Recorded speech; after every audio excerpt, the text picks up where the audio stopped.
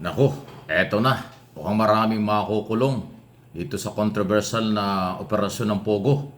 Kasi napipiko na po itong Committee on Women's, Children's and Family Relation ni Senator Hontiveros at yung mga member ng committee mismo dahil sa hindi pagsipot sa mga public hearing, pagbabaliwala doon sa mga invitation. Ito pakinggan ninyo si Senator Sherwin Gatchalian tungkol sa kanyang mga motion at observation sa mga nangyayaring ito. Dismaya at nakadismaya dahil pang-apat na hearing na natin to at inibitahan natin itong mga mahalagang resource persons para mabigyan sila ng pagkakataon magpaliwanag, ibigay yung kanilang opinion, ibigay yung kanilang side at yung ibang mga personalidad dito nag-issue na tayo ng supina pero parang walang respeto na ibinibigay sa institusyon at sa Senado. Ako. Para sa akin, yung pagbabaliwala nila ng supina, parang pagbabaliwala at pagwawalang respeto sa ating institusyon at sa proseso na ginagawa natin para makahanap ng katotohanan. Itong pag hindi nila pagdaluho dito ay kawalan ho yan para sa kanila dahil mawawalan sila ng oportunidad na magpaliwanag. At para sa akin, sinyalis ho to na meron silang alam na ayaw nilang isiwalat o ayaw nilang ipalam sa atin at meron silang tinatago. Yung pag hindi nila pagpunta ho dito para sa akin is a sign of guilt. Dahil ito ay pang-apat na hearing na ho natin at ilang beses na rin ho natin na nasabi sa komite kung sino-sino itong mga personalidad. Bibigyan ko kayo ng halimbawa kung gaano kahalaga po itong mga personalidad. For example po, inimbitahan ho natin yung mga incorporators at board of members ng Lucky South 99 na ito po yung na-raid noong 2022 at ngayon meron na namang problema. Inibitahan rin ho natin yung may-ari ng lupa, yung Whirlwind Corporation, kung saan doon natuklasan po yung isa sa pinakamalaki at isa sa pinaka-violenteng Pogo Hub sa Pilipinas. No? At wala rin pumunta ho sa kanila.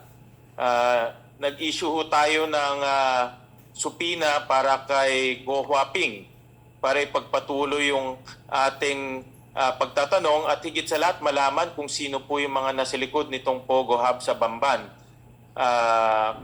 Pero pangalawang pagtanggi o pangalawang beses siya nang hindi pumunta ho dito, ngayon na kahit may supina, binaliwala pa rin niya yung supina na inisyu ng committee. May isa pang personalidad na mahalaga ho, yung si Ginang Nancy Gamo, no?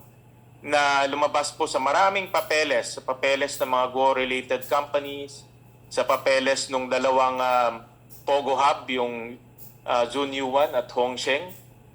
Pero nagpadala siya ng letter at hindi rin siya makakapunta dahil raw pinagbabawalan siya ng doktor niya. Pero Madam Chairman, nakita ko yung kanyang interview Hindi lang isang beses, o 4 na beses yung kanyang interview at lumalabas ho siya para magbigay ho ng mga interviews. No? So, hindi po katanggap-tanggap ko para sa atin na nagbibigay ka ng interview sa media pero yung formal na hearing, yung formal na pagdinig, hindi ka pupunta ho dito. At may supina na rin ho na issue. So, Madam Chairman, uulitin ko po yung aking motion in the past, no, yung last hearing. At ngayon, I will move to issue a supina dito po sa mga incorporators at board members ng Lucky South 99 Outsourcing Incorporated. Namely ho, si Ronelyn Baterna, si Michael Mascarenas, Stephanie Mascarenas, Rodrigo Banda, at Mr. Jing Gu. Itong Mascarenas family ho, interlocking directors ho to na present siya sa Lucky South 99 at present rin ho siya sa Whirlwind Corporation. So in other words, lumalabas parang iisa lang itong kumpanyang ito. No? Pero dahil hindi nga ho sila pumupunta ho dito, hindi natin malalaman yung katotohanan. Again, I will move also for the issuance of a subpoena to the board members of Lucky South 99. Ito po yung present na mga board members and officers. Si Mr. Julian Linsangan, who's the president and chairperson. Ito ho sana yung pinakamahalagang personalidad. Oo, ayan, no? Para diretso ho natin Ayaw tanongin talagang humarap sila sa kung hearing. bakit sa kanyang pasilidad nangyayari itong mga krimen. At Hindi lang husap pwede ang inabot nila. Based po din sa latest check namin. At sa records meron ng pa Bureau. silang bakit? And Ito na. with the Senate President pro tempore and Senator Nancy, we find her claims in the letter devoid of credibility. Therefore, before the chair acts on the motions regarding contempt or warrant of arrest and additional subpoena, the chair would just like to make of record that we are in receipt of a letter from the attorneys at law of Mr. Marion Ryan Chua, Edwin Ang, and Julian Linsangan III, saying that they received the email inviting them to appear here, but they are respectfully informing the Senate that they have a conflict of schedule, as they are also scheduled to file criminal and civil cases on said date. Rest assured that the cooperation of Mr. Ayan, no? So, talagang to subpoena before this committee, invited resource persons Supena at saka Paterna, hindi nila pinapansin kasi. Mascarenas, Kaya contempt ang inabot nila. Banda, Jingguo, I hope I'm pronouncing that correctly as well, Tan, Salcedo, Dami, no? Alejandre, and I need to check my So, ang dami yung mga pangalan. Kita niyo naman. So, This morning, we will so review. kailangan po, pinakita rin ho dun sa hearing, yung fingerprint nga, na sabi na kahit na kambal-kambal pa yon, hindi ho pwede magkapare-parehas. Kahit pala yung mga, hindi talaga pwede. So, malinaw po na iisang tao at mukhang nameki talaga yung isang pinaka-controversial, yung mayor ng Banban Tarlac. Ganun pa man, hindi na naman ho dumating, kaya ho nag-motion si Senador Jinggoy Estrada na i-contempt na. So, nag-rule po ang chairman ng committee, si Ontiveros, na kino-contempt na po si Mayor Alice Goo at iba pang kasamahan. At susunod na po yung warrant of arrest. At kung yung mga gunita ay sinabi na rin ni Senate President Escudero na sa oras dumating sa kanya yung request ng committee para sa warrant of arrest, i-issue niya. So, baka ka-arrestuhan na. Okay? Dito sa kampo ni na Alice Goo at iba pa. Kung mapapansin nyo, napakarami po na mga sinasangkot sa POGO operation dahil billion-billion business ito, sugal ito, na naging illegal. Dahil nga mas marami ang illegal na POGO kaysa sa legal. At marami ang kumita rito, billion, maraming nasisirang pangalan dito. Diba, nababanggit na nga sa Porok Pampanga, si Lito Lapid, ang isa sa senador.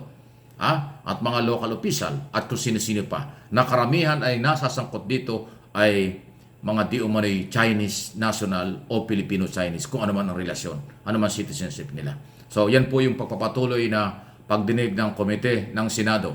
Mabuti lang ho at sinuportahan ng NBI base nga sa fingerprint So, na nagsasabi po just na talagang meron pong malaking problemang kinakaharap yan. Ayan. the point raised by the Senate Ito na President yun, no? pro tempore, Yung arrest warrant. these 8 persons na isa-cite ng committee in contempt, these 8 being Alice Guo or Guo Huaping, Ayan. Nancy Gamo, Dennis Cunanan, Wen Yi Una Lien, nang kasama.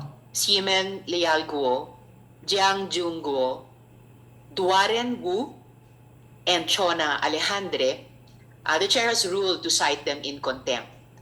Pagkatapos ng hearing, susulatan ng chair ang Senate President. Ayan na. Once i-affix ni Senate President yung citing in contempt ng chair, in effect, masa-set into motion na yung pag-issue ng warrant of arrest. So it is in effect, Yan good na. Senate President pro tempore, the same legislative or investigative action, pero ganun yung magiging step sa process na. Ayan, yan na yung ruling po ng chairman.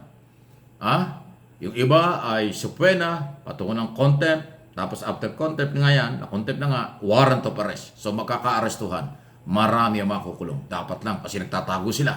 Matapos silang makinabang ng matagal na panahon. At huwag nating kalimutan, nag-umpisa po itong controversial na POGO operation sa ilalim pa ng Duterte administration. Nama na lang ng kasalukuyang gobyerno. Kaya nga tama yung sinabi ng marami, dapat itigil na ito. Dahil national security threat na ang POGO operation dito sa Pilipinas.